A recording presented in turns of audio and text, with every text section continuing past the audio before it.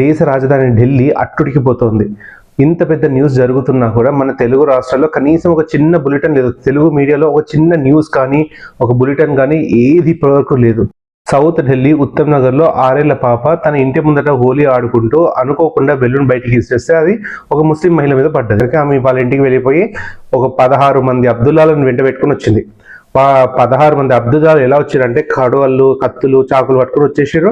Direct ఇంటి మీద attack చేసేసారు. ఇంట్లో అప్పుడే హోలీ ఆడుకొని ఇంటికి వచ్చిన వాళ్ళ అన్న తరుణ్ అని అతన్ని పట్టుకుని కొట్టి ఇష్టం వచ్చారు కొట్టేసారు, చంపేశారు. కంప్లైంట్ ఇచ్చిన తర్వాత కూడా పోలీసుల తరఫు నుంచి ఎలాంటి స్పందన లేకపోయేసరికి బజరంగ్ దళ్ వాళ్ళు ఇన్వాల్వ్ అయ్యారు. సో వాళ్ళు బజరంగ్ దళ్ వాళ్ళు ఏం చెప్పారంటే వితిన్ 24 hours మీరు మా కళ్ళ ముందటే తిరుగుతున్న కల్పిస్ని పట్టుకోకపోతే మేము మా తరఫు నుంచి మేము యాక్షన్ తీసుకుంటామని బజరంగ్ దళ్ వాళ్ళు అల్టిమేటం ఇచ్చారు. ఆ తర్వాత కూడా పోలీసుల సైడ్ నుంచి ఎలాంటి స్పందన లేదు. సో వీళ్ళే బజరంగ్ దళ్ వాళ్ళే వెళ్ళేసి ఎవరైతే 16 మంది అబ్దుల్లాలు ఉన్నారో ఎవరైతే కంప్లైంట్ ఇచ్చారో వాళ్ళ ఇంట్లోకి వెళ్ళేసి వాళ్ళ ఇంట్లో సామాన్లన్నీ తీసి బయటపడేసి వాటిని తగలబెట్టేశారు.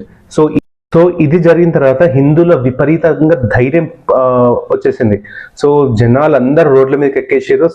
సౌత్ ఢిల్లీ కంప్లీట్ గా ఉత్తమ్ నగర్ తర్వాత ద్వారకా నగర్ ఈ ఏరియాస్ లో నుంచి జనాలు మొత్తం రోడ్ల మీదకి వచ్చేసి బైఠాయించారు. పోలీసులు ఎందుకు యాక్షన్ తీసుకోవట్లేదు పోలీసులు నిలదీస్తున్నారు. పోలీస్ స్టేషన్లలో పోలీసులు తాళాలు వేసుకొని లోపల కూర్చున్నారు.